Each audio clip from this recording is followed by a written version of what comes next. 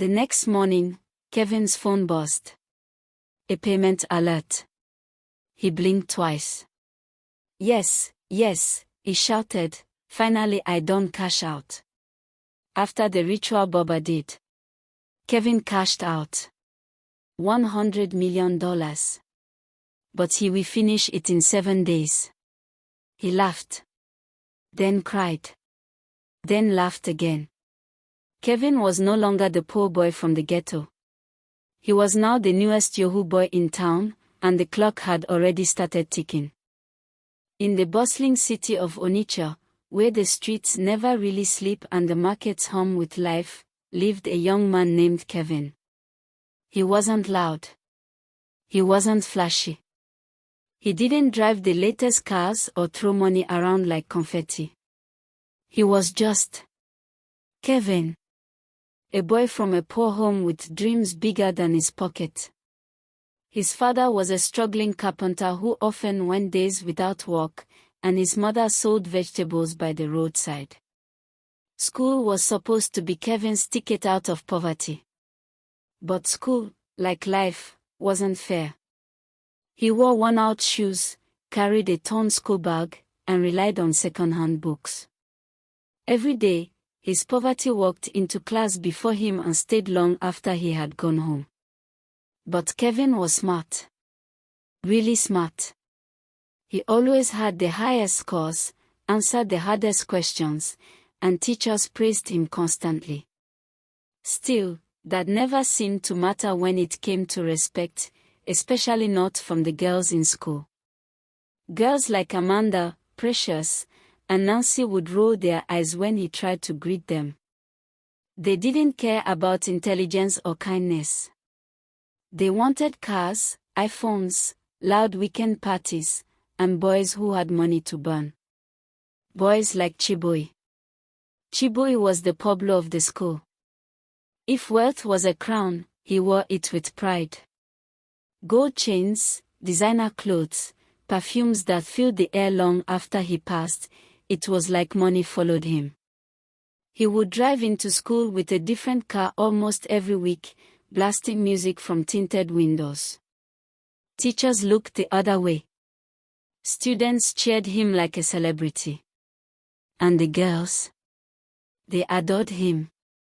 Kevin watched all this in silence. He wasn't jealous, at least not at first. He kept telling himself that hard work would eventually pay. But the whispers grew louder. The laughter stung deeper. One day, during lunch break, he tried to talk to Nancy. She looked him over like a mosquito on her plate and said, "You. Abeg no embarrass me. You fit buy ordinary 100 Nigerian nairas airtime for me. Abeg if you no get money hide your face." The laughter that followed didn't stop ringing in Kevin's ears. He walked home that day with his head bowed and thoughts storming in his mind. That night, he sat outside, staring into the sky, wondering if maybe, just maybe, life only respected the rich.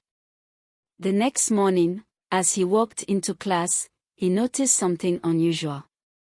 Chiboy was watching him. Not the usual arrogant glance, but a deliberate, curious stare.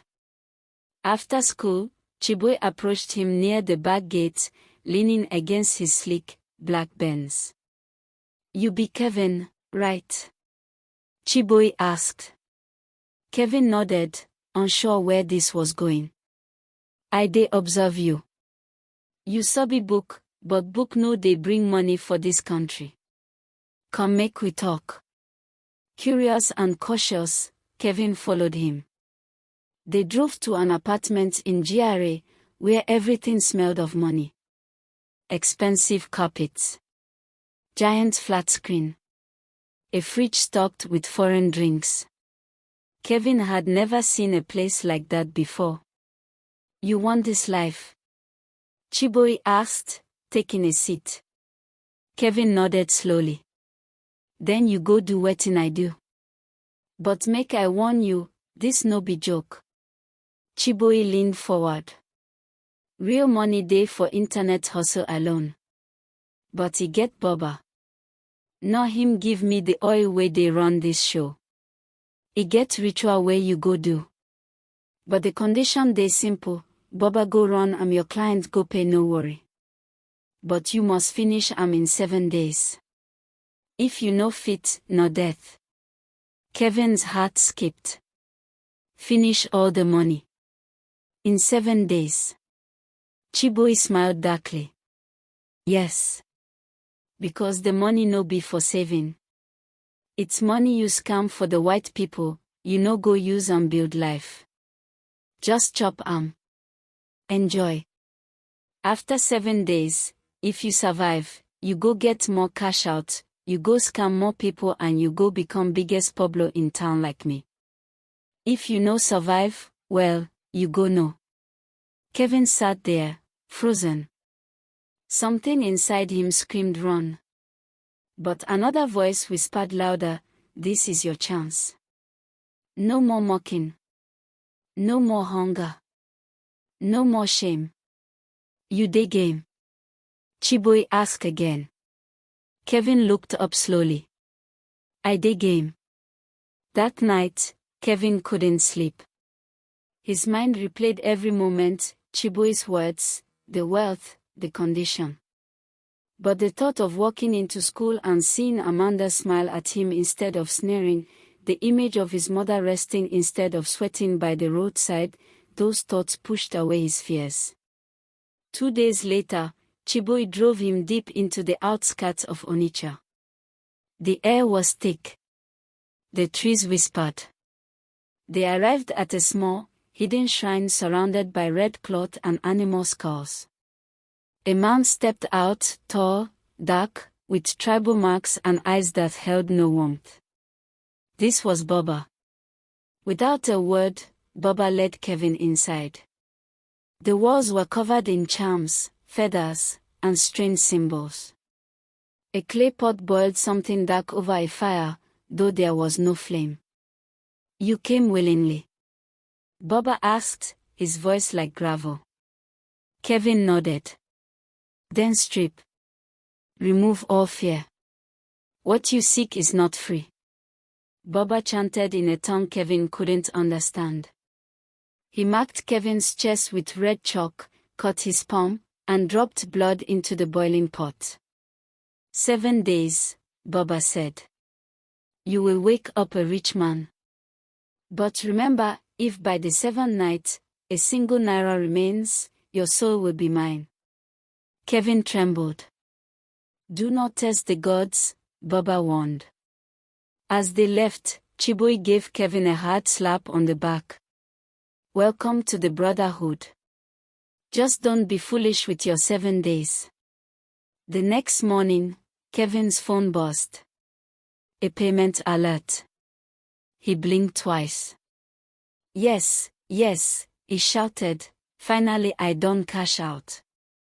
After the ritual Baba did. Kevin cashed out $100 million. But he will finish it in 7 days. He laughed. Then cried. Then laughed again. Kevin was no longer the poor boy from the ghetto.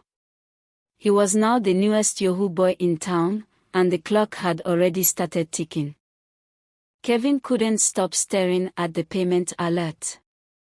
$100 million. The Brazil woman done finally pay, he said smiling softly. The numbers looked fake. Like a dream wearing a suit. But it was real.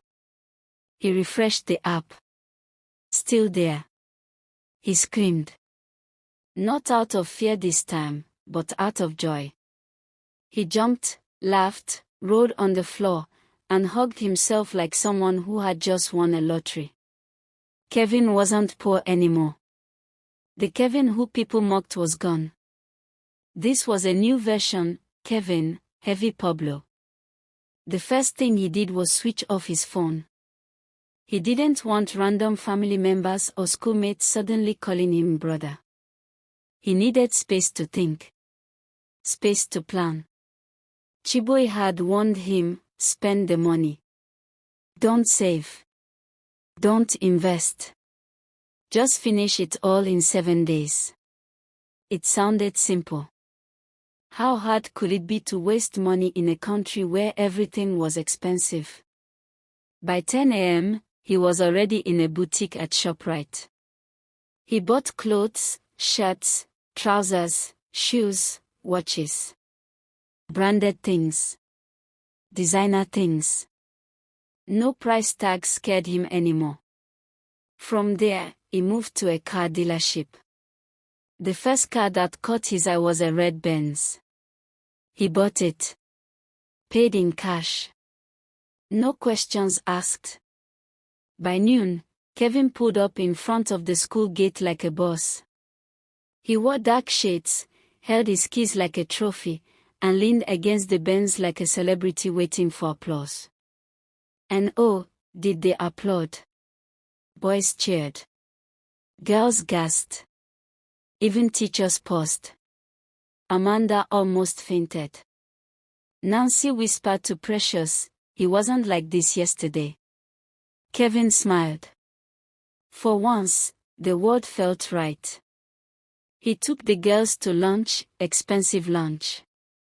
Bought them iPhones. Yes, 3 iPhones in one afternoon. He didn't even blink. By the evening, they were in a club in Oka Road. He bought drinks, popped champagne, and gave out bundles of cash. He didn't even like alcohol, but he liked the feeling of power. The feeling of being the center of attention. No one asked if he passed WAEC. No one cared where he lived. He had money, and that was all that mattered. Day 1 ended with $85 million left. Kevin thought, this will be easy. Day 2 came, and he went even harder. He gave his mother 10 million Nigerian nairas and told her to stop selling vegetables. She cried, thanking God over and over.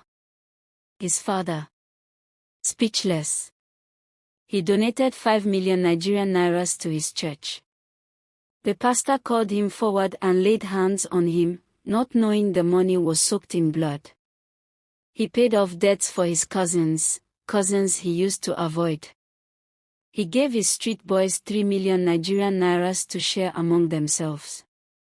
Make una enjoy, he said.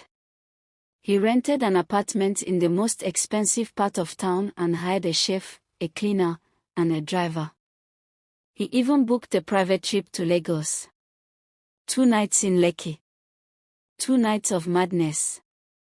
Parties, girls, drinks. Amanda was with him the entire time, calling him baby, feeding him shrimp by the pool. But the strange thing was, even after all that spending, the money didn't drop as fast as it should. Day 2 ended with $70 million left. Kevin started to panic. How, he asked himself. I spent over $40 million in 2 days. Day 3, he met with Chiboy again. This thing no dey finish, Kevin said. Chiboy laughed dryly. I tell you say no be ordinary money. The money go test your greed. If you know dey wise, you go use 7 days till they calculate. Kevin looked worried. So how did you survive it? Chiboy didn't answer immediately. He looked away. Let's just say. I lost something. But I survive. Kevin didn't like that answer. But he had no time to think deeply. He had only 4 days left. Day 4, Kevin went wild. He threw a money rain party in a hotel. Invited everybody from school. Boys, girls, random people. There was a DJ, dancers, fireworks. He paid influencers to post him on Instagram and TikTok. Who be this new Big Pablo? One caption read. He gave Henry, a classmate who once insulted him, 500,000 Nigerian nairas just to watch him say thank you on camera. But the nightmares began that night. Kevin was lying in bed when he heard footsteps. He turned. Nobody. He slept again and dreamt of fire. Fire chasing him. A figure wearing red beads, chanting. He woke up sweating. It was only 3:13 a.m. By morning, he had a fever. His hands shook slightly, and he had a nosebleed that wouldn't stop. The doctor said it was stress. Kevin didn't tell him the truth. How could he? Day 5. He kept spending. Bought a motorcycle he didn't need. Booked Amanda and Precious a trip to Dubai. Paid full rent for 3 families in his area. Still, $31 million remained. Kevin cried. His friends noticed something was wrong. He laughed too loudly, talked too fast, and flinched at shadows. David, his old friend, finally cornered him. Kevin, talk to me. Wetin dey happen? You know they okay. Kevin hesitated. Then he broke down. He told David everything. The ritual. The boba. The 7 days. The condition. The money that wouldn't end. David listened in silence. Guy, you need help. Spiritual help. Kevin nodded, tears in his eyes. But who go fit help me? David thought for a moment. My cousin they do deliverance for church. Maybe we go try. You never reached day 7. Kevin agreed. But just then, the lights went out. His phone rang by itself. He picked it. Silence. Then a deep voice whispered, "You can run, but you cannot hide. Finish the money, or die." Kevin threw the phone across the room. His nose bled again. The air felt heavier now. The walls seemed to move. The countdown was getting louder, and he was running out of time. Kevin didn't sleep that night. He couldn't. The whispers wouldn't let him. Shadows moved even when the lights were on. The corners of the room felt darker than usual, as if something was watching, waiting. The red mark Boba had drawn on his chest now burned like fire. His skin peeled slightly around it, forming a strange scar he couldn't explain. He lay in bed, eyes wide open, gripping his bedsheet like a lifeline. At 2 a.m., he saw a black crow perch on his window. It stared at him. Unblinking. Kevin threw a shoe at it. It didn't move. He turned off the lights and buried his head under his pillow. By morning, his face was pale. He looked older, like someone who had seen war. David knocked and entered with urgency. You dey ready? My cousin pastor dey wait for us. Kevin nodded weakly. He threw on a hoodie and shades, trying to hide his face, but his hands were still trembling. The drive to the church was quiet. Kevin didn't speak.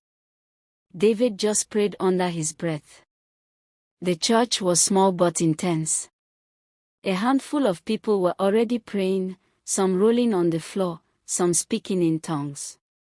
Kevin sat at the back, sweating. The pastor arrived. A man in her 40s. Her eyes were sharp, like she could see through skin and soul. You're the boy, he said. Kevin nodded. He didn't waste time. He laid hands on him and began to pray. At first, nothing happened. Then suddenly, Kevin let out a scream so loud, everyone turned. He fell to the ground, twisting, shaking, his eyes rolled back. His lips moved, but it wasn't his voice. It was deeper. Darker. You cannot save him, the voice growled. He is already ours. The pastor shouted louder, quoting scripture. Others joined in. Kevin screamed again and again until finally he lay still, panting, eyes open. The church was silent. Kevin slowly sat up. "I saw something," he whispered. Everyone leaned in. "I saw people, boys, some of them I know. They were rich, but chained. Their hands were filled with gold, but their feet were burning. They were crying, but no one could hear them. And a voice kept saying, 'Enjoy now, pay later.'" The pastor looked at David. "You must bring him back tomorrow. He's not free yet. The spirit is stubborn.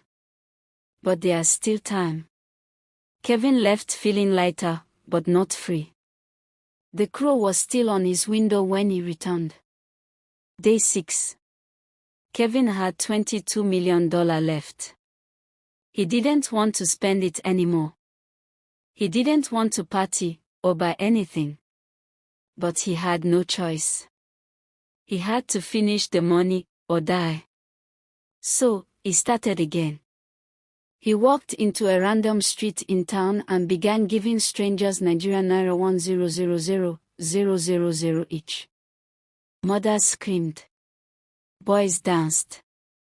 Some people thought he was mad.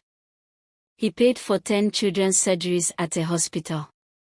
Bought 1,000 bags of rice and shared them at an orphanage. People praised him. Called him Angel. Messiah. Helper. But the money remained stubborn. $10 million left. The closer he got to the end, the harder the money held on. Like a curse that refused to let go. That night, he returned to the church. The pastor was waiting. "This is your final battle," he said. They began to pray again. This time, it was wilder. Thunderous. Kevin screamed until his voice cracked. He saw the figure from his dreams, Baba, standing in a burning forest. "You broke the rule," Baba growled. "You gave to the poor. That is not allowed." Kevin shouted, "I don't want the money. Take it. Just leave me." But Baba only laughed. "Too late.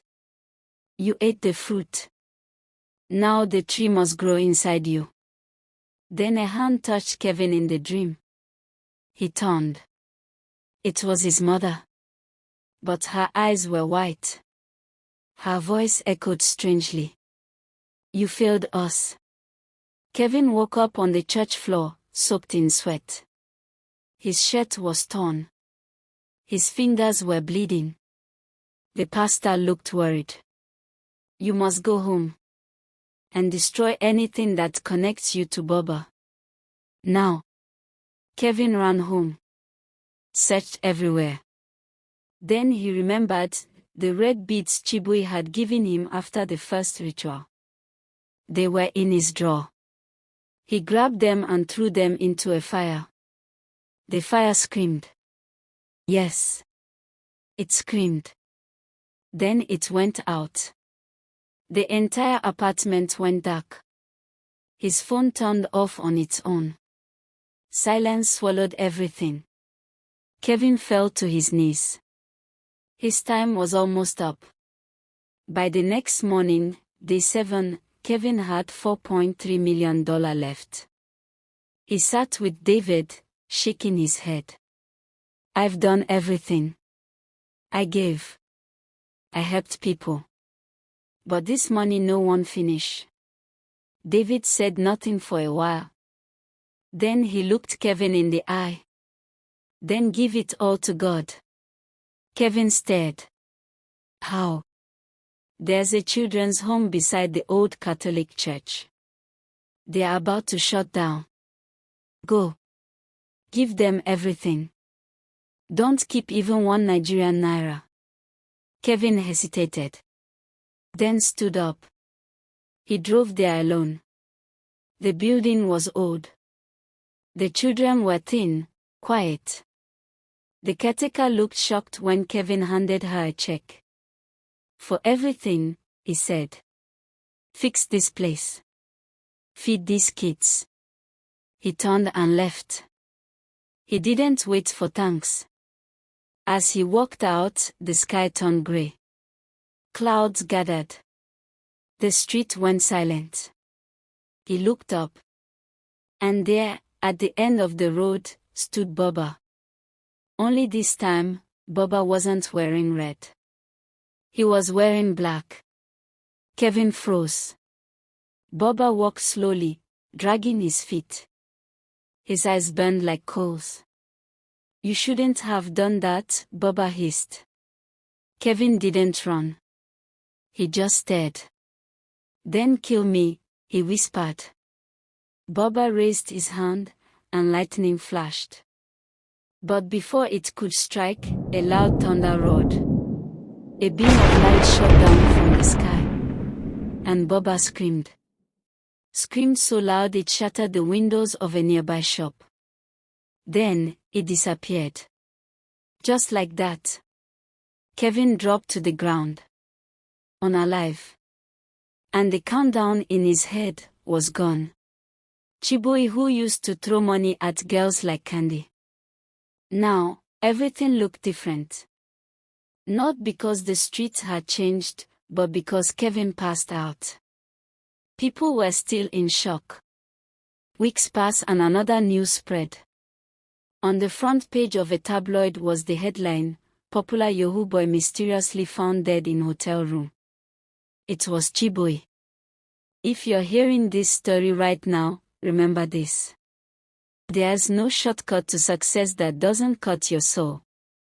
The cars, the money, the girls, they may come fast, but so does the grave.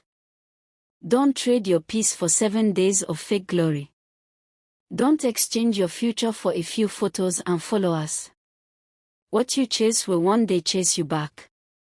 Let Kevin's story be the alarm that wakes you up. Let survival be the sign you needed. And now, here's your moment. Choose life. Choose peace. Choose to grow slowly, honestly, and proudly. If you were moved by this story, don't just scroll past. Share this video with a friend. Drop a comment that says, I choose life. Let's break the cycle of Yahoo Plus and blood money, together.